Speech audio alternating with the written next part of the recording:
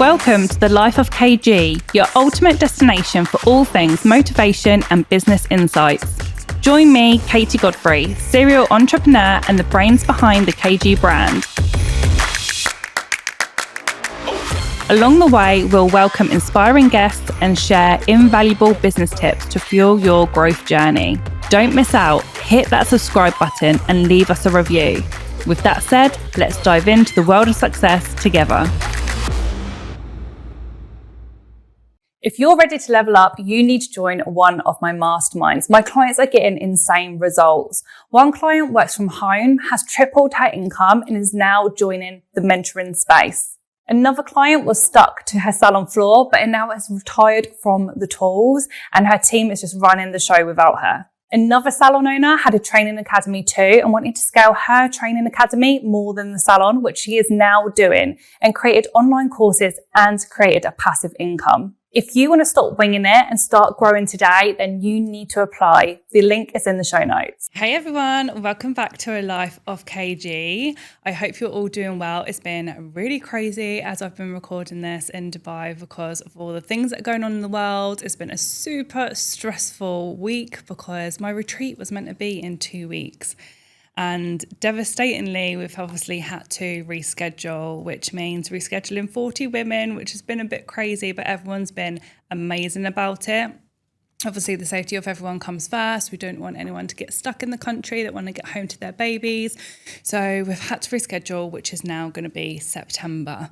So September, we've got retreats coming up, and we also have next year, we have retreats coming up. So if you are interested in any of those, then just let me know because the retreats are amazing, which is another reason why we rescheduled because it's super special, these retreats. Like, it's uplifting, it's motivating, they're life-changing, and we need to still make sure that we are, got all of those feelings when it comes to the retreat when you actually come. So we'll just go bigger and better in September and it will be okay. But today I wanted to talk to you guys about socials, mainly Instagram. And I want to go back to basics because I'm getting questions all the time on this subject. And it's such a big subject because so many of us are relying on Instagram when it comes to building our businesses. Now, it is a channel that we have to rely on, unfortunately, as much as so many of us don't like it or wish we didn't have to do it, but we do. I always do say don't put all your eggs in one basket. Make sure that you have other things that you do regarding marketing, so more clients are seeing you in multiple places. You also don't own what you put up on socials. You don't own your followers and stuff like that. So if Insta was to go down tomorrow or Facebook or anything like that, then you lose all of the data. So I always do say, even though we're focusing on socials today and it is a non-negotiable in your business, we need to make sure that you are getting all of that data off and putting it somewhere else like an email list. But we could talk about emails and stuff another day. Today we're focusing on Insta. So let's go back to basics. Bio. Your bio needs to be super clear within literally 3 seconds of someone new landing on your page. Now, it's really easy to be like, let's make our page pretty, like everyone knows what I do, all of those things. But actually, we need to look at it as your shop window. Not everyone does know what you do. Lots of people will be coming to your page for the first ever time and not knowing who you are. So I would task you to literally open up your Instagram now, look at your bio and be like, does it tell you exactly what you do and where you are? There is so many profiles that I see and I'm like, wow, this work is amazing, or I'd love to work with them, or whatever that might be. And I'm like, where are they based? I have no idea. So make sure you have your location on there, which seems really simple, but I bet lots of you don't have that. So make sure your address is on there and all those things. You can use emojis, but just don't overdo emojis. I always say, like, just have an emoji as like a bullet point if it's relevant, and then like what the next strap line is. So you've got a bullet point emoji on each line. That works really well. It like makes it really clear. Whereas if you write a paragraph, it's not as pleasing to the eye. So we just want to make sure that we're like not making it look messy. You want to have that kind of strap line of exactly the person that you help. So, for example, me, it is making, helping businesses worldwide gain freedom. It's something along like that. So it's obvious what I do. So it might be for you something along the lines of making women feel beautiful with lashes or whatever that might be. So just look at your bio and make sure it is super, super obvious. The other thing when it comes to your bio is your links. You need to make sure that you have a link on your Instagram. I actually just yesterday went on to someone's link and I was like, I can't find the link. It just wasn't there. And I was like, where's the website? Where's the more information? Like I just had to scroll through and find out more about this person. Like a lot of business that you're missing there if you're doing this. So make sure you're adding your link, which ideally would be your website. Now, lots of people will add Linktree. I used to have Linktree, but for some reason they cut me off from it. I don't know why. Like Instagram just decided they didn't want me using a Linktree. It was very odd. So we're using Linktree for absolutely years and then it got taken down and then we had to rethink. But as I did rethink, I was like, we should be using this to build our own SEO. And if we're driving all of the traffic from Instagram to then Linktree, we are directing and building up Linktree's SEO. So we want to build up your SEO. So if you have a website, please make sure you put that there. If you have certain things, like say you have multiple businesses, which we'll get onto, it might mean that because I think you can add 3 links. I know mine's got 3 links. So it's very clear when we click on links, it's like buy the book here, which will take you to the book funnel. It will say apply for mastermind underneath. And then underneath that, it will say something else. I can't remember what that is right now. But you have the 3 very clear options of the 3 things that I sell. So if you are maybe you've got a salon, maybe you've got a training academy, maybe you've got a skin club or whatever that might be, make sure you've got a link per like thing that you're selling. And even if that means, well, you might go, well, that's just all on my website, but we have to keep it so simple for people. Dummy proof, I like to say, in the nicest possible way. It's like people don't want to have to go somewhere and then find out more information. It has to be so clear. So even if you're like directing someone to the website, but then they can see at the top where they need to go and direct, it's like, no, it's still not easy enough. So use the URL of each page as a different link, and then at least all the Instagram traffic that you get to your website is helping you with the SEO as well, rather than Linktree. So definitely give that a go. So clear bio, location, and links. Profile picture. Now, this is quite a hard one when it comes to should you use your face, should you use your logo, or whatever that might be. Lots of people now are suggesting to use your face. You need to make sure that this picture is just really clear, really, really clear.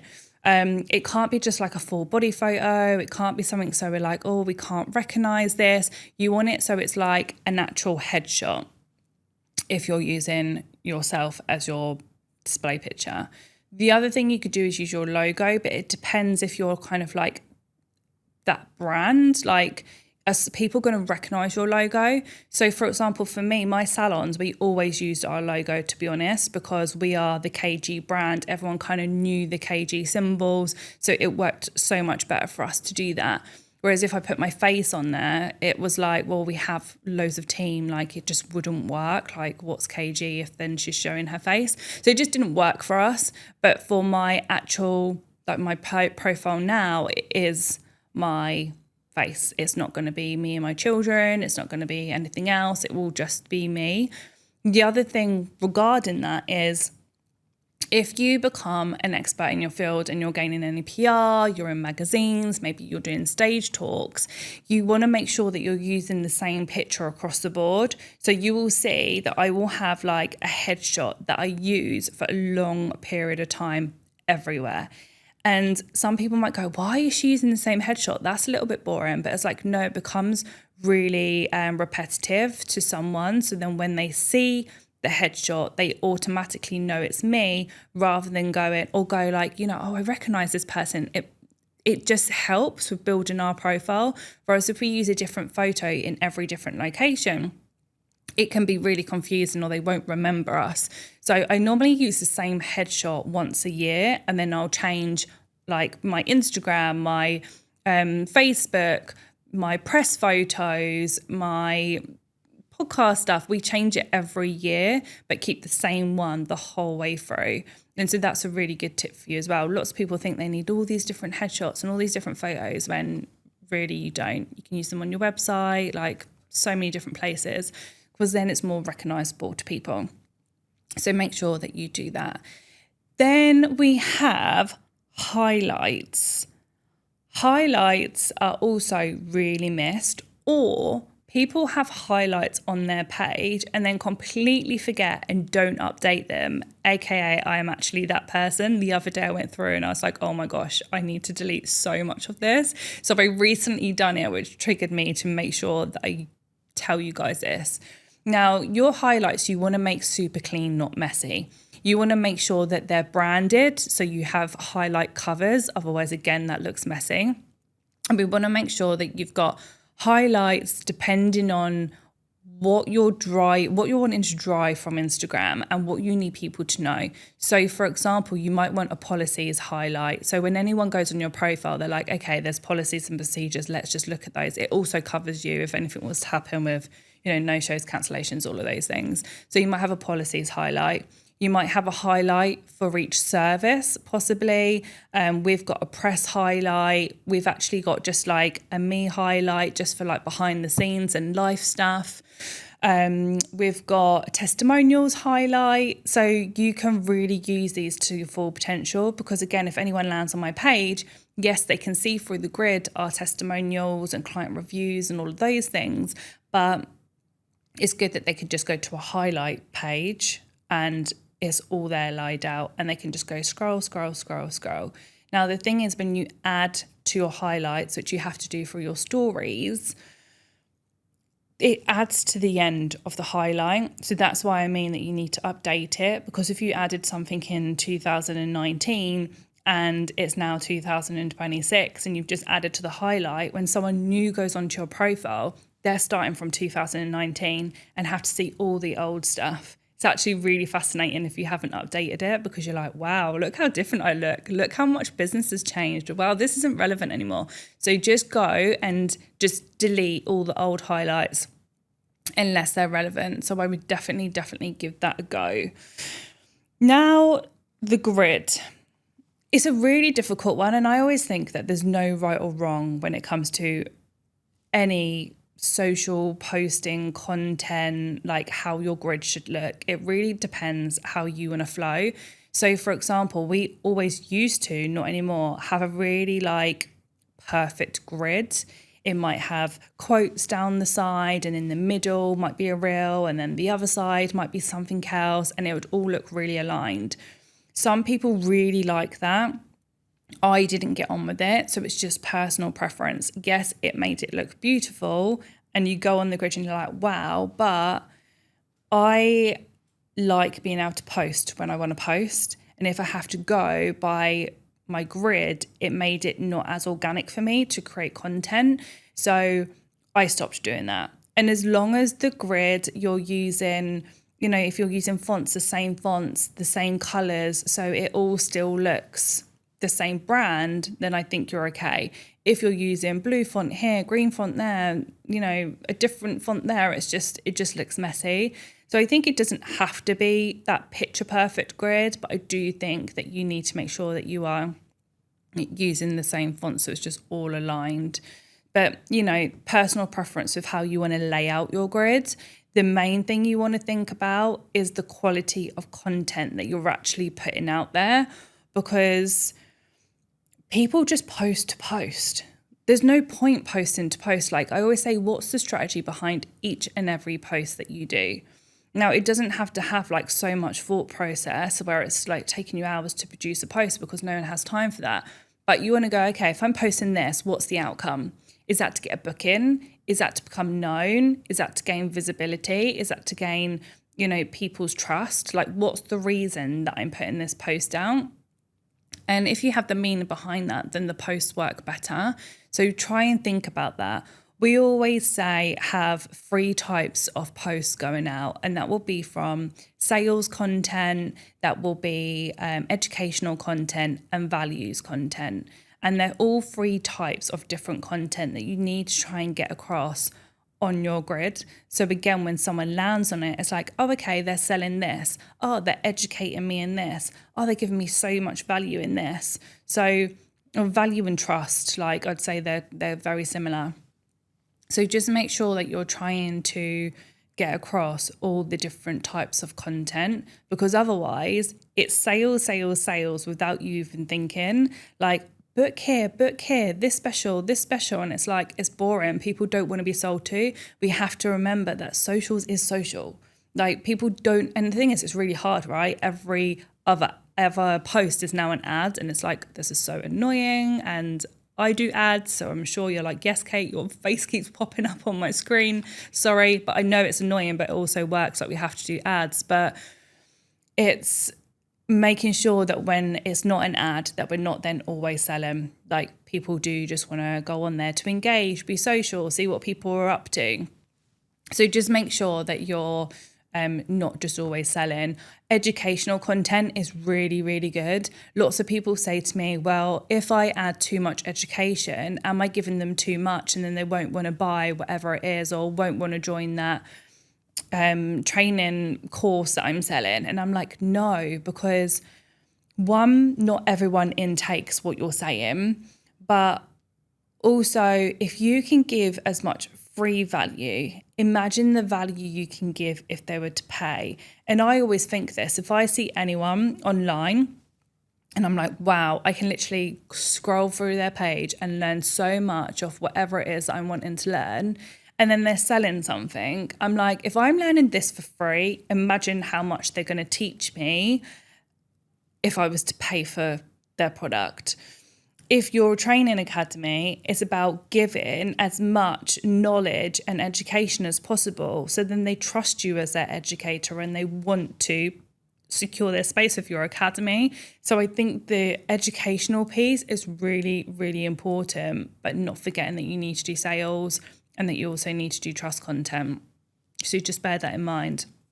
Lately with my clients, we've been talking lots about digital products and funnels and all of those things. So when it comes to funnels, Reels is like top of your funnel. And what I mean by that is mostly new people are going to see a Reel, or 50%. So if you was to go onto your insights, it will say how many of your current audience have seen that Reel and how many new people have seen that Reel. And you'll see that there's loads of new people that have seen the Reel, which is amazing. That's what we call a cold audience. They're going into the top of the funnel. They're getting to know you, new eyes on your business. They're going to the top of your funnel, which is absolutely gold. So we want that. So I would personally say Reels is still like the best thing you can put out on social media. Then you've got carousels, which also will hit a new audience, but they will mainly hit your warm audience. So your warm audience is those that are already following you, liking your stuff and all of that stuff. So you want to make sure that you're doing a mix. But if you're wanting new clients, if you're wanting new students, really you want to be putting out as many Reels as possible, so then you're reaching that cold audience to then get them over, to them getting them to follow you, to then build up to being a warm lead, which is what we want. Because again, loads of people say to me, okay, Kate, what content should I put out there? Should it be Reels? Should it be a static photo? Should it be a carousel? Mix them up, play with them. Like what works for you might work very differently for someone else. Not everyone's pages are the same, but Reels does go on obviously the Explore You page and all of that. So you want to push that as much as possible. Your grid, join my 2027 retreats. Oh my gosh, if you haven't been on one of my retreats, you need to come and join one. And in 2027, we have Dubai in April and we have Bali in October. Dubai, think business strategy and mindset, and in Bali, think healing and mindset. They're both going to be very different and equally incredible. So if you want more information, let me know. The link is below. But also, I know it feels ages away, but the spaces go ridiculously fast and we're putting long payment plans in place. So make sure you grab your space today. Again, it's for that mainly cold audience. So like I've said, it's like your shop front. You want people to land on there, see your bio, see your grid, and then be engrossed in your page, rather than this is boring and want to jump off, or I'm still not quite sure what they do, so then they jump off. So you just want to make sure that when you're posting, it's really for like the warm leads and the cold leads, not your hot leads, not like your actual ideal clients now, because they're already your clients. Whereas your stories, they are for your warm leads. They're mainly people that are following you. There's only really a handful of people that aren't following you that will look at your stories. So just think that's the place to be able to do behind the scenes stuff, face to cams, like make sure that you're building up this relationship with them. Now, talking about face to cams, this is people's worst fear, and I get it. Trust me, it used to be mine. I used to have to put all my makeup on. I used to have to make sure that I felt like good. I would record something a million times before I pressed the button for it to load, and I used to get myself in a state about it. Whereas when you do it more and more, it becomes just so natural. Like you have to post and go. I always say don't look back at the captions, which people miss all the time. 80% of people will listen to the reel in silence or to the stories in silence. So you want to make sure that you're always adding captions. But post and go. Don't worry about it. What you think you look like, people aren't even taking any notice at all. I actually done a challenge in my mastermind group the other day, and one of the girls suggested wear glasses. And I always wear glasses, obviously, because I'm here and it's sunny, but it is actually easy to just pop on your glasses. It feels like you're a little bit hidden, and then do your face to cams. But don't then post a face to cam and then don't do it for another month and think, okay, I done it, like great, never doing that again. Like you have to make sure that you keep doing it. People buy into people. They want to see, who are they buying from? Where is their money going? Like, it's such a big part of my business. I will go on when I'm having great days. I will go on when I'm having bad days. I will go on with no makeup on. I will go on when my hair needs washing. I will bring my kids into it. Some people don't want to do that. That's completely fine. Mine love it. And I'm okay with that. So just show what you're doing, your hobbies. I talk about your primary and secondary messaging to like my clients. So I won't go into that too much, but just so you know, your secondary messaging is like your hobbies. What do you stand for? What are your values? If you're not showing that at the moment, a lot of people won't connect. They're the ones that are only buying through you because you offer a good service. They like the work that you do. Whereas if someone connects with your secondary messaging, your values and your hobbies, they're more than likely to choose you over anyone else because they're like, I really align with that person. I really like that person. Oh, they do this, they do that. Like, I like that too. You connect with them on a level. It's like they know you without even knowing you. And I get that all the time. Like, I'll meet people at my events for the first time. They're like, my gosh, it's like I know you. And that's like, because I'm just real on social. So when you actually see them in person for the first time, they're like, you know, they've already got that connection there. So that's really, really important. Now, the other thing that I wanted to talk about was, should you have a business page for every business you do? So for an example, if you're a salon or clinic, you have a page and then you decide to open up a training academy, should you then have another page? Now, there is very different opinions within this, and I'm going to give you what mine is. Now, to look after any Instagram page well and actually get it to convert, because we don't do this for fun. We want to make sure that, you know, we're actually making sales from Instagram and it's worth doing, putting all of our energy into it. That can you really look after two Instagram pages just as well as each other? Can you put all your energy into this Instagram page and all your energy into that Instagram page and everything be okay? My guess is you can't. If you can, yes, please do separate it. It's always going to be best to have the two Instagram pages. They're two different audiences. So if time was never a factor, or if we had lots of team, then yeah, I would say separate the two Instagram pages. But how hard is it to build up the one? Really, really hard. You're like starting from scratch. It's like can be really disheartening. So imagine if you can build up one Instagram page and give it all of your energy, how much faster both sides of the business will be able to grow. Now, separate audiences, yes, they are. You're talking to two different types of people. You're talking to clients and then you're talking to students. They're both wanting separate things. The messaging is different. But if you separate them really clearly on the one page, it states in your bio that you're an educator and that you're a salon. Maybe your highlights again, say like student reviews, and it might be client reviews. And then if your post, say for example, you're posting every day, half of the week will be about your salon and the other half of the week will be about your academy.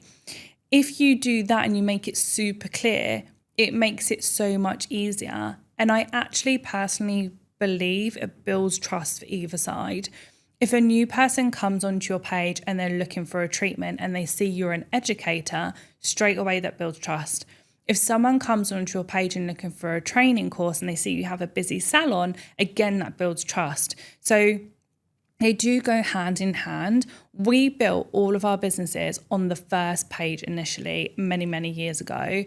And actually loads of my clients become students, or their daughters become students, or their aunts become students. And the clients already trusted me from us performing treatments on them. So when we started the academy, they trusted me to then teach them.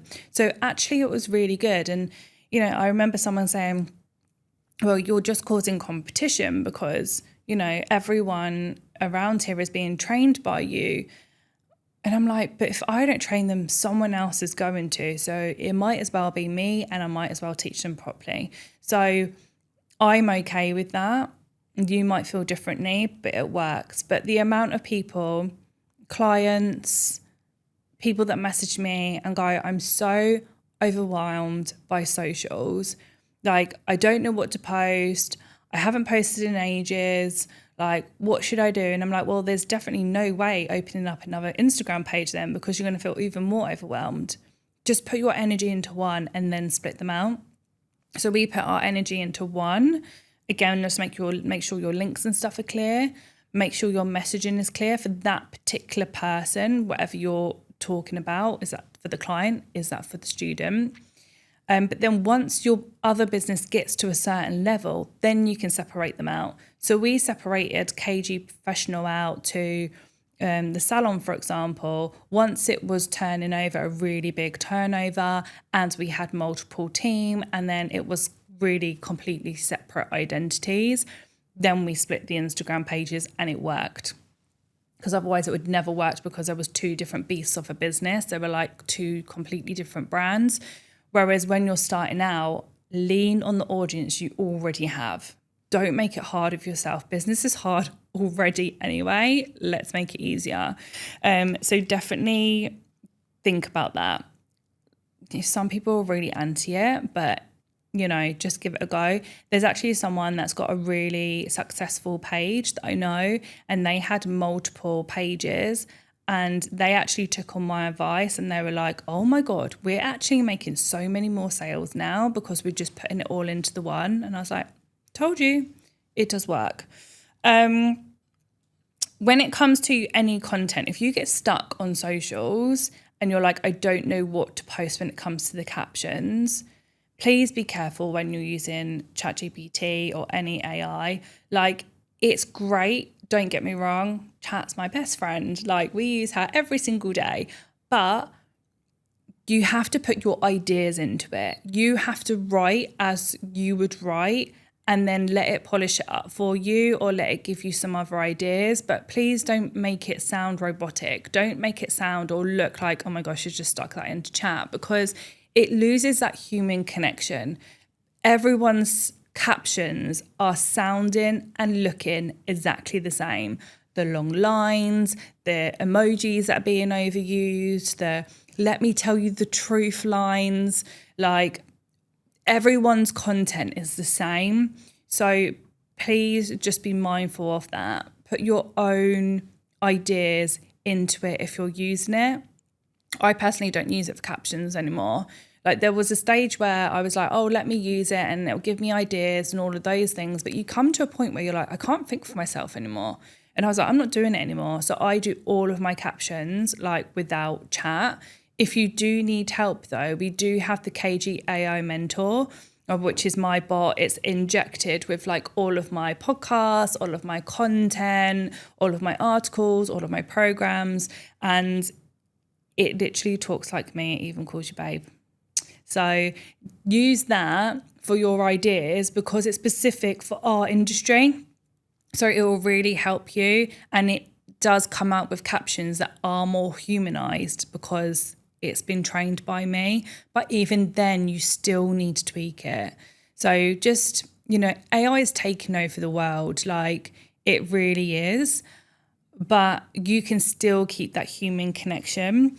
Saying that, going off subject, but just so you guys know, is I have just partnered with an AI company which help you with your reception and help you with filling gaps and help you with ads. And it is absolutely insane, borderline scary of what can be done now.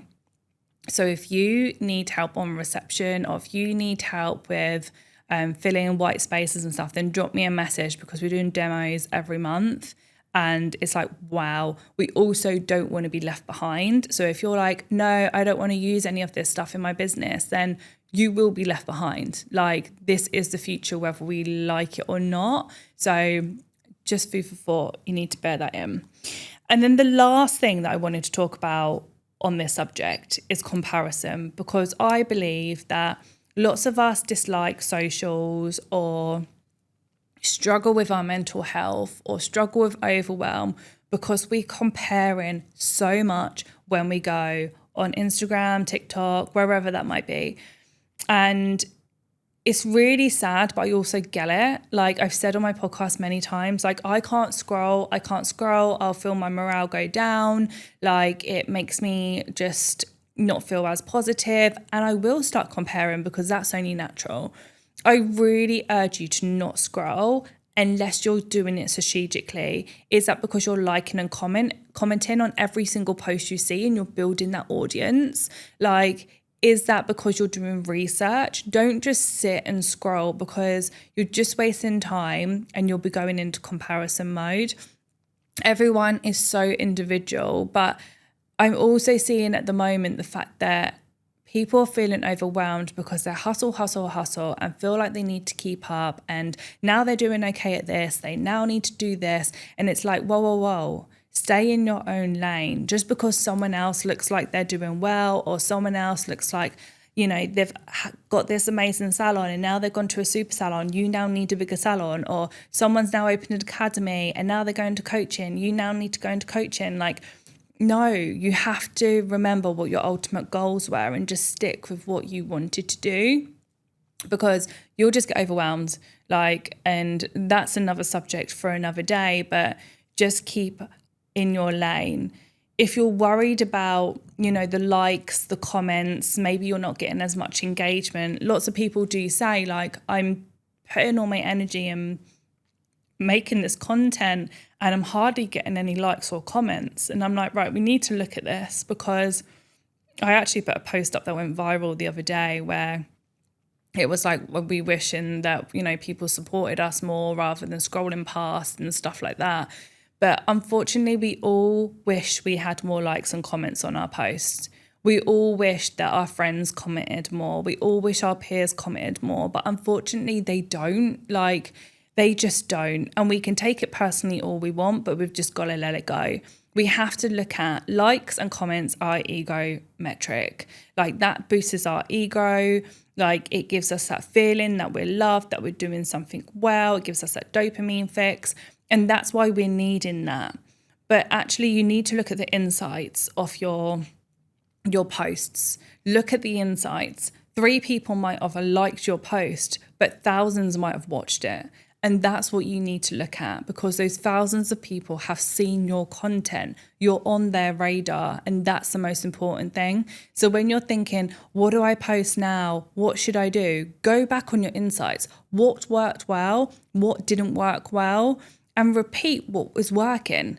We don't have to reinvent the circle every single time. So just bear that in mind. Stop comparing, drop the ego, and just look at the insights, and that will help. Anyway, I'm going to leave you with all those tips. Go and check out your Instagrams now. Go and, tweak all these things that we've talked about. Be consistent, because consistent is gold. If you just give up, then no one's going to see you. So just be as consistent as possible, and you'll feel good. See you on the next episode.